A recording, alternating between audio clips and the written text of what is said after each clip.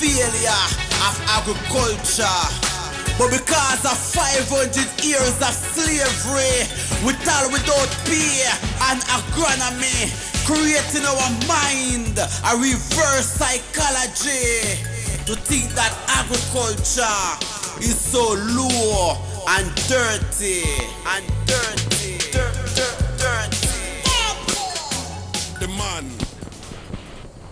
Hi, I'm your host tonight on What Matters at the Roundtable.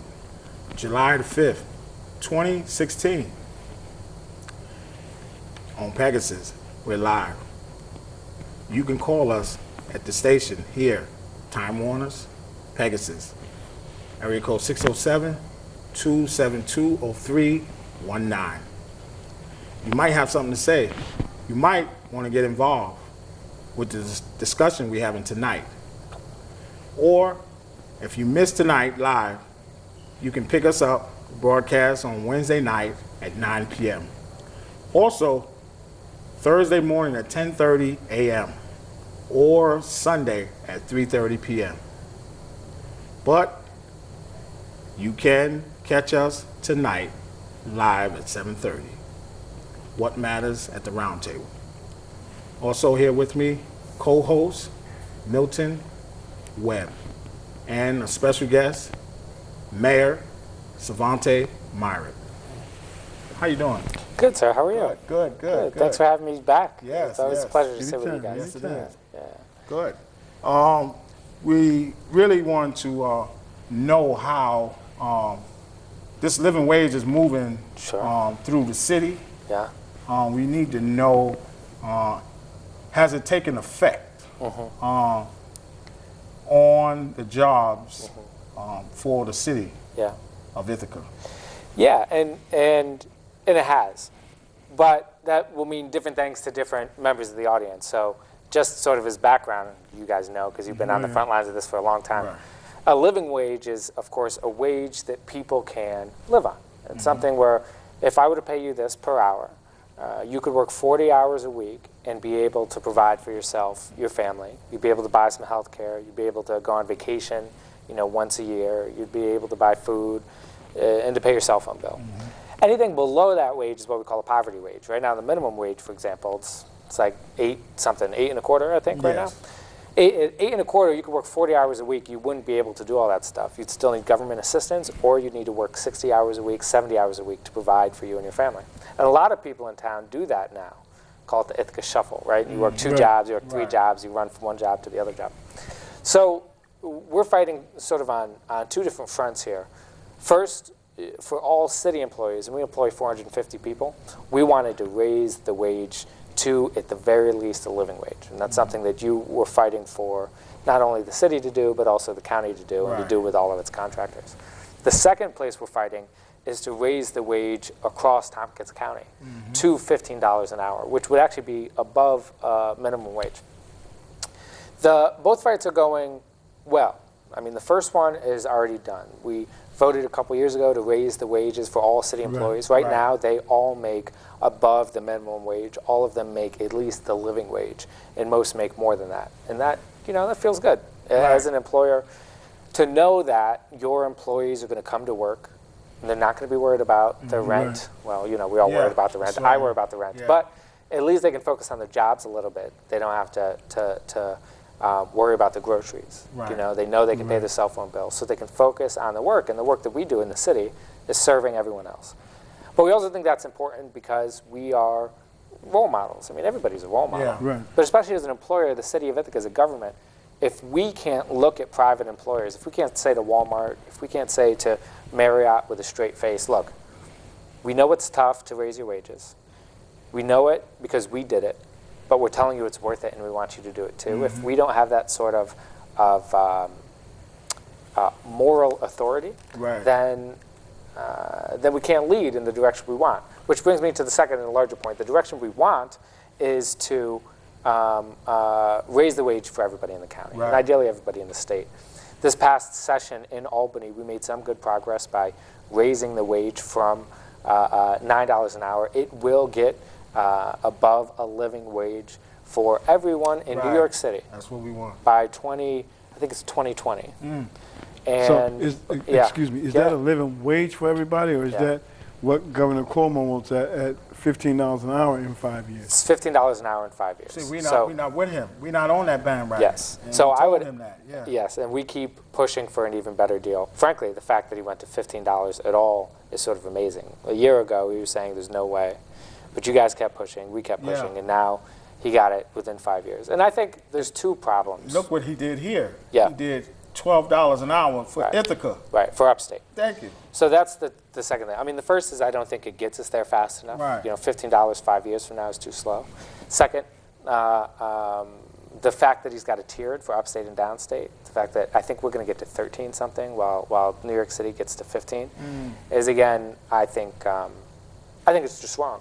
And it's wrong because now is the time when we really need wages to go up. That's right. You know, like you can make a case, economists, could make a case that, you know, sometimes you don't need to raise wages as fast. Right now, we really need to raise wages. Yeah. Because inflation is low, it's non-existent, right? There is no inflation.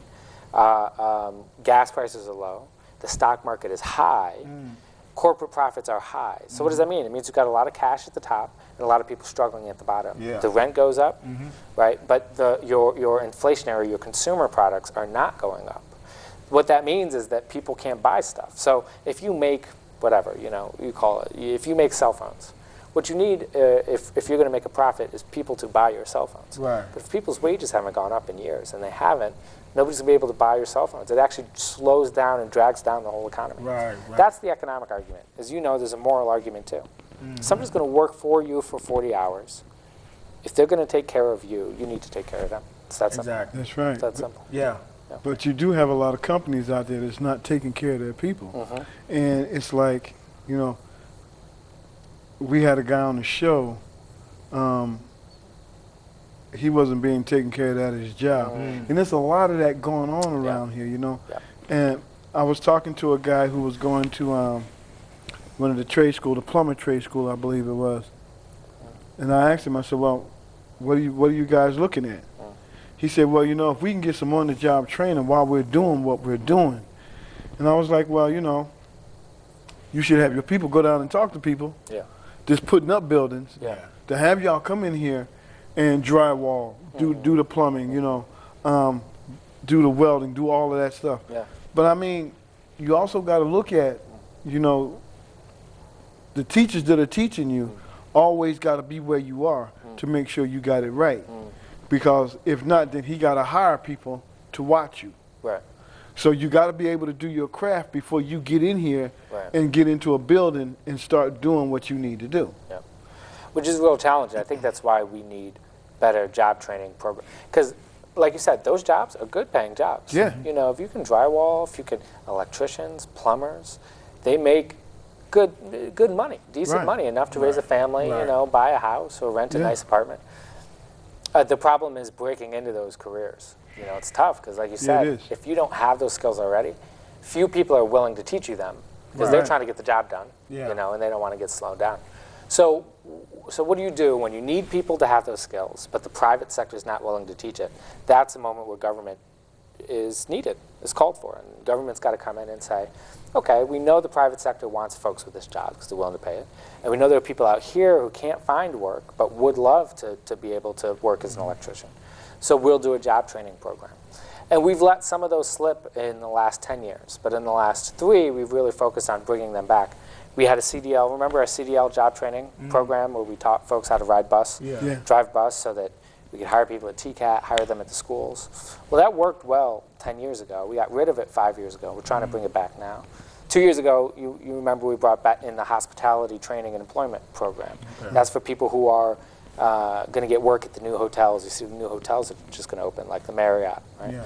What's nice there, again, is that the Marriott is agreed to and committed to with us paying 50% more than whatever the minimum wage is. Right? So if the minimum wage is at $13, the lowest wage at the Marriott's going to be like $18 an hour. So getting people in there means Right. first, though, they got to be trained. Because if the Marriott opens and the people who need jobs, if they say, well, no, I've never worked in a restaurant, no, I've never worked at a hotel, No, I don't have any certificates. That's true. They can't get it. But for the last 2 years, we've been training people and getting them ready. Marriott's going to hire 150 people and pay all of them a living wage. That's good. That's good. Yeah. And that's what we want. Yes, we sir. want. Here's my next question. Yeah. Is dealing with housing. I see a lot of buildings are being ripped down. I see a lot of banks are really foreclosing on people housing, and they're using the property for their gain. And they're spending millions of dollars of ripping houses down, but they're not, building up for people to have a decent place to live, whether it was Section 8, whether it's subsidized housing, whatever it is, they are really not letting people get in to the proper housing that they need. Even Cornell is swooping up everything up there on that hill, and whatever the price, they're taking it for themselves, they're taking it for their students, they're taking it, they just swooping up all the property, and we like seeing that, like, that's a no-no. Yeah. Well, let me say, let me correct one thing first, is that we've been very, very focused on not letting people, we're trying to get people to build, right? Because the problem we have here is we have 30,000 bedrooms in the city of Ithaca, but there are 70,000 people who work here. We have 70,000 jobs in the city. That means a lot of people have to drive in, and a lot of people aren't going to be able to afford to live here, right? 15,000 people drive in from outside the county. So how do you solve that? I mean, the only way to solve that is to build more bedrooms, right? It's the only way. I mean, you could subsidize everybody, you could subsidize those 30,000 bedrooms, but still, you're going to be excluding at least 40,000 people. So you got to build more housing. So that's what we're trying to do. But we're focused on adding and not subtracting or replacing. So the buildings that you see being torn down are very rarely housing. Usually it's like empty. On Hancock, where we're building 150 subsidized units, where the Neighborhood Pride building used to be, that was an empty grocery store, right? So you tear that down, you build 150 units of housing. The same with Breckenridge, which is about 60 units of subsidized housing. That's Section 8. That was the women's community building, right? And they moved around the corner. So that wasn't housing when it was torn down. The same quarry. Stone Quarry and Spencer Street. The INHS project they built there, that was about 100 units. That was just a taxi dispatch, right, before it was rebuilt. So the idea is we got to build more housing, but you got to build it on places that didn't already have housing. Otherwise, you are not really adding to the problem. And the thing about students, it's funny, it's counterintuitive. It doesn't seem obvious at first why if you build student housing, it helps the rest of us. But it's that same problem. If we've only got 30,000 bedrooms and 10,000 of them are students and they are competing against us for the rents, like if I go to look at an apartment and I'll tell the landlord, okay, I could buy a $600 a month apartment, and then a student comes in and is like, well, I can give you $900 a month. Like I lose, right? But if we build more student housing up there, so much so that the students don't have to come down the hill to find housing. They never meet my landlord, much less make my landlord an offer I can't beat. Then we're all better off. What's more too is that when you build dense housing like that near the university, the tax assessment on that property goes up, which means the landlord pays more taxes and helps all of us.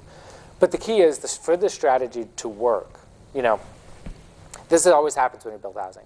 When we build subsidized housing, like we have at the Magnolia House, or the Amici House, which we're building for a homeless shelter, at Stone Quarry, at Breckenridge, at Hancock, when you build subsidized housing, people who don't qualify for the subsidy, right, people who make just enough not to qualify, they oppose the project. Because they're like, I'm not going to live in there, so I don't like that building. And high-income people who are going to live in luxury apartments, they oppose it, right? They oppose it too. The problem is when we build luxury apartments, the low-income folks who are going to live in subsidized housing, they say, I don't like the luxury apartments, right? When we build student housing, any one of us who's not a student say, I don't like those student housing. But when you understand that the only way we're all going to get out of this is if we add more bedrooms to the community, you see that the strategy has to be all of the above. Yeah. Right? We need all of the above. And then it has to be